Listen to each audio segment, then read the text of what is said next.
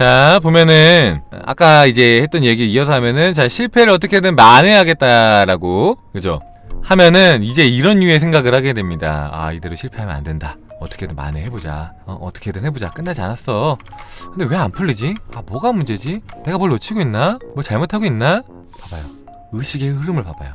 당연히 이게 너무 당연한 얘기지만 똑같진 않겠지. 비슷하다 이겁니다. 이런 방향으로 의식이 흘러갑니다.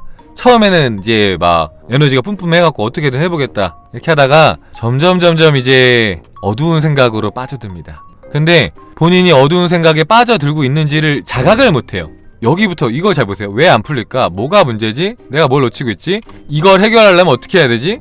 다 그래요. 다. 여러분만 그런 게 아니라 다 그렇습니다. 이렇게 되면은 여기에 집중을 합니다. 문제에 집중합니다. 문제에 집중을 하고요. 문제를 해결하려고 하고요. 문제를 넘어서려고 합니다. 그러니까 어떻게 됩니까? 문제가 안 풀리죠. 우리가 이렇게 의식을 집중하는 것은 커지거든요. 내가 집중하는 거는 그 대상한테 에너지를 주는 겁니다. 문제에 집중하면은 문제의 에너지가 커져요. 문제의 에너지가 커지니까 문제가 갖고 있는 몸집이 커져서 넘어서기 더 힘들어요. 그래서 화가 나는 거야. 안 풀리니까 화가 나죠. 만회하려고 할 때 그 마음에는 내 빚, 내 실패, 내 실수를 만회해보겠다.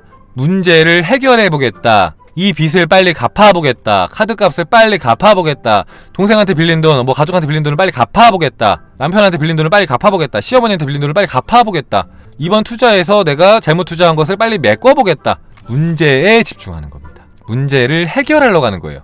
그러니까 죽었다 깨나도 문제가 안 풀려. 너무 힘들게 나아가요. 이 문제 하나 푸는데 너무 힘들어. 그럼 어떻게 하면 됩니까? 방향을 바꾸면 돼요. 이 문제 안 보고 이 문제가 있잖아요. 문제 너머를 보는 거예요.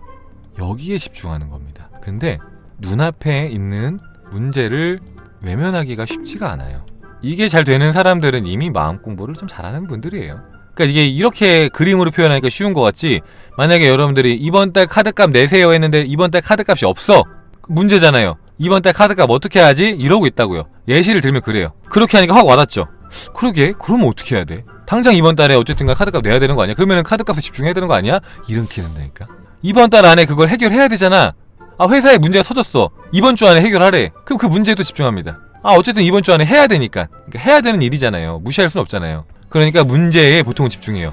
근데 이제 우리 일본 최고의 부자 사이토 히토리 씨도 그랬죠. 문제가 생기면은 문제를 보는 게 아니라 문제가 잘 해결된 상태, 거기에다가 의식을 집중한다고. 어떻게 문제를 해결할까?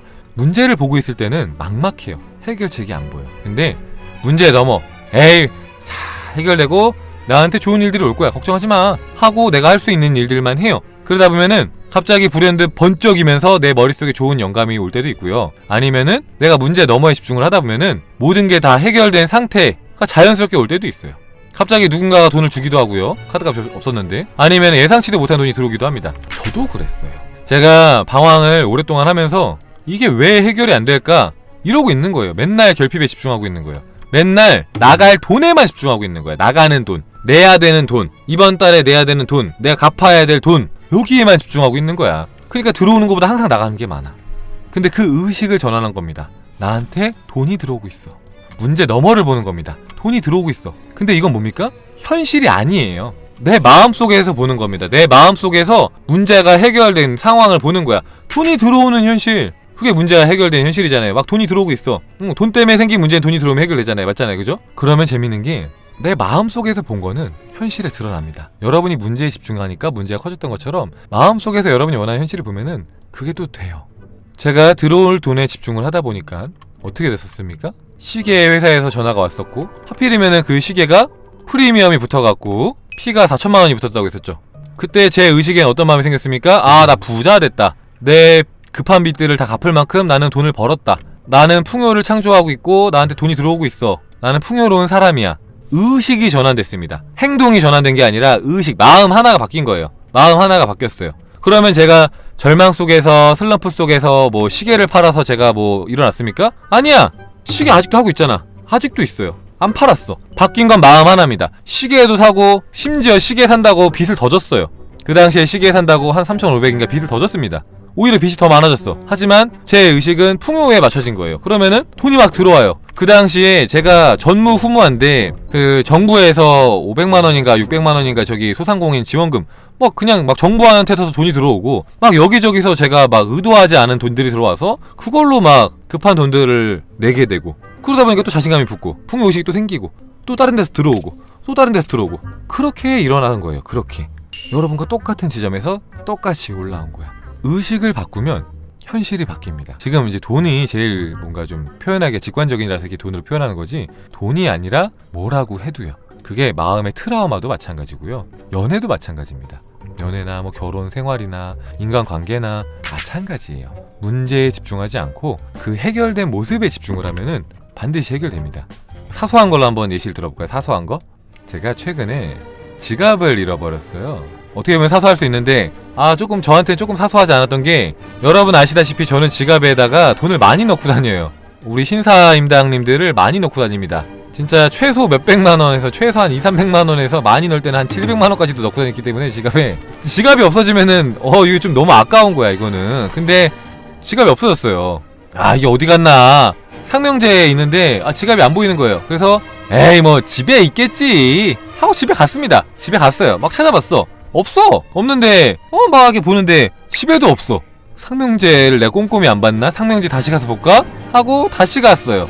상명제 갔어. 아니 없어.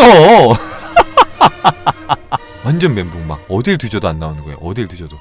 갑자기 제가 문제에 집중을 합니다. 지갑이 없어진 현실에 집중하는 거예요. 그러니까 순식간에 결핍한 의식이 막 들어요. 그러다 보니까 이제 문제에 집중을 하니까 어떻게 되냐, 의식이 자책을 하게 되더라고요. 자책. 어떻게 하면은 지갑을 잃어버리냐, 잘 갖고 다니지, 어떻게 하다 그랬냐. 그리고 결핍한 의식이 막 생기는 거예요. 아깝다, 아까워 죽겠다. 그 돈으로 소고기 먹으면 도대체 얼마나 먹을 수 있으며 그냥 선물이라도 할걸. 그럼 기분이라도 좋지. 이거 아까워라. 돈을, 현금을 지갑에 그렇게 많이 넣어놓은 거야. 이렇게 하니까 마음이 막 결핍에 막 쪄들더라고요. 그 순식간에 갑자기 막 기분이 안 좋은 거야. 근데 그러다가 자각을 한 거야. 그걸 인지를 한 거야. 내가 문제에 집중하고 있구나. 그래서 문제 너머를 봅니다. 해결된 모습에 집중을 한 거야. 자, 해결됐다. 어떻게든 찾게 된다.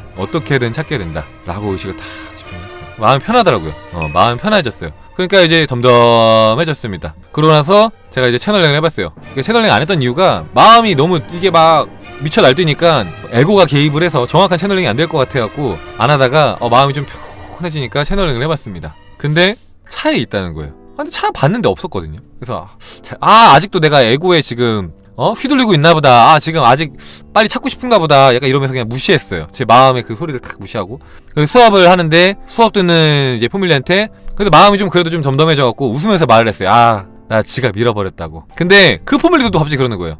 근데 차에 있는 거 아니냐고. 또 그러니까 그런가? 갑자기 그러는 거예요. 제가 진짜 차에 있나? 분명히 내가 봤는데 내가 잘 못 본 데가 있나? 수업이 끝나고 차에 다시 갔어요. 갔는데 가보니까 여기 있죠. 얘가 완전 보호색을 하고 수납함이랑 보고 뭐 저기 운전석이랑 조수석이랑 밑에도 다 보고 했는데 거기 없었어. 그래서 그냥 아닌가 보다 했는데 이 녀석이 뒷좌석도 아니고 앞좌석도 아니고 뒷좌석과 앞좌석의 사이에 의자 틈새에 색깔도 비슷해갖고 잘 보이지도 않는 곳에 딱 숨어있더라고. 찾으니까 어찌나 마음이 풍요로운지. 이게 있을 때는 몰랐는데 이게 오니까 이렇게 좋구나. 이게 애매한데 껴있더라고요. 하다못해 이렇게 사소한 것도 해결될 것에 집중하면 해결이 됩니다. 해결되는 것에 집중하면 해결이 돼요. 마음이 편안하게 찾게 돼. 해결돼. 그리고 해결된 마음을 느껴. 그럼 해결됩니다. 작은 것도 그리고 큰 것도 마찬가지예요. 근데 누군가는 이걸 들으면서 우연 아니냐 하는데, 여러분들이 거꾸로 문제에 집중하죠? 해결 안 돼요. 제가 똑같이 뭔가를 잃어버렸어요. 근데 거기에서 결핍을 엄청 느끼고 화를 계속 느끼고 자책만 느꼈어요. 그때는 몇 년이 지나도 못 찾아요.